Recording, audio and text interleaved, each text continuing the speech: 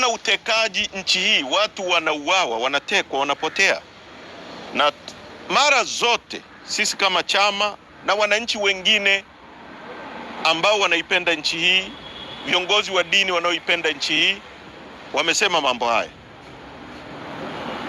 Alisema Askofu Gwajima na kanisa lake likafungwa, ambalo tunaambiwa sasa limefunguliwa. Amesema watu wanatekwa, na sisi tunajua.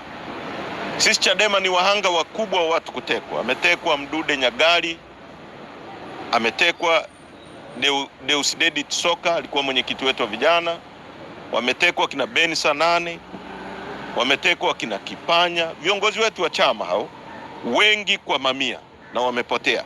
Na wameteka mpaka watu wa CCM ambao ni high ranked officers wa CCM ambao wamewahi kuwa viongozi wakubwa wa CCM, katibu mwenezi wa CCM kitaifa,